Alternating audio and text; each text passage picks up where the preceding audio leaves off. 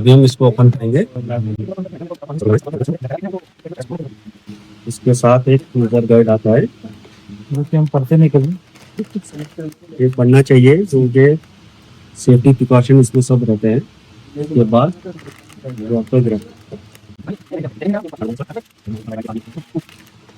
ये रहता है,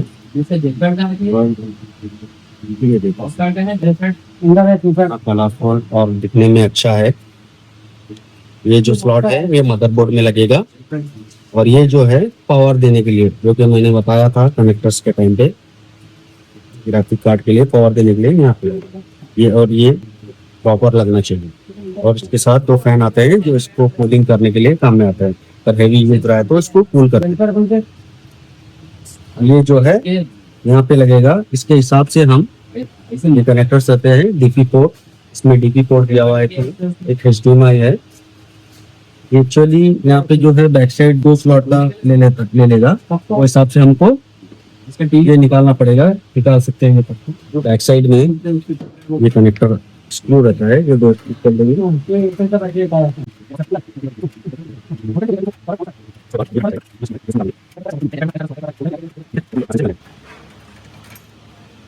इसके बाद हम ग्राफिक कार्ड ले लेंगे, तो ये नॉट के हिसाब से पे लगाना है। ये लॉक यहाँ पे जाके आपका ग्राफिक कार्ड लॉक हो जाता है, जिससे आप ये मूवमेंट नहीं करेगा। इसको हम इस तरह सेफ्टी से यहाँ पे लगा देंगे।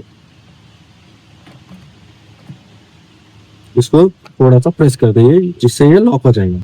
इसके बाद यहाँ पे देखिए ये जो लॉक है ना, यहाँ पे एक स्क्रू लगा देंगे तो ये प्रॉपर फिक्स बैठ जाएगा।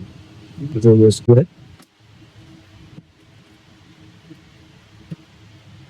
ये ग्राफिक कार्ड लग गया है। उसके बाद इसको वापस से लगा देंगे,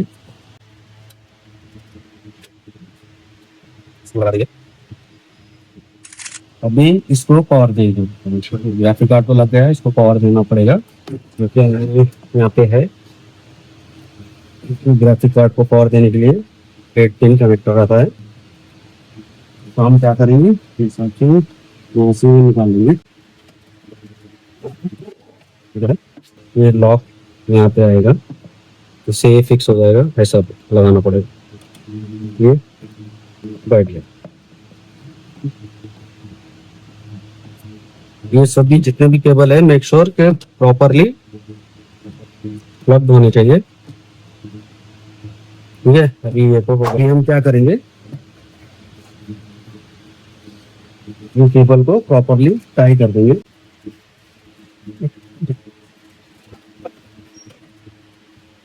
जिससे ये कहीं कट ना जाए, डिस्टर्ब होते हैं। तो जैसे हम लोग इधर तो पूरी मैच एक साथ बांध देंगे जिससे ये मूवमेंट नहीं करे।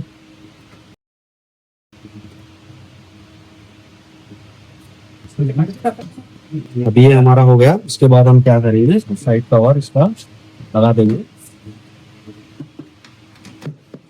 लॉक रहता है यहाँ पे, वो हिसाब से एडजस्ट करके लगाना। अगर ये केबलिंग सही नहीं रहेगा तो ये पक्का नहीं, ये बैठने के लिए कवर प्रॉब्लम होगा। हम के साथ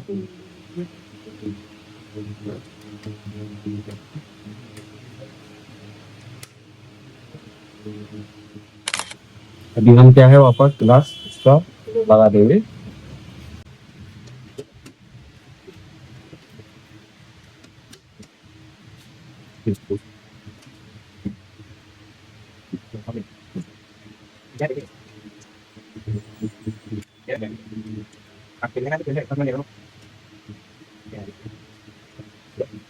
अभी ये हमारा CPU असेंबल्ड हो गया है।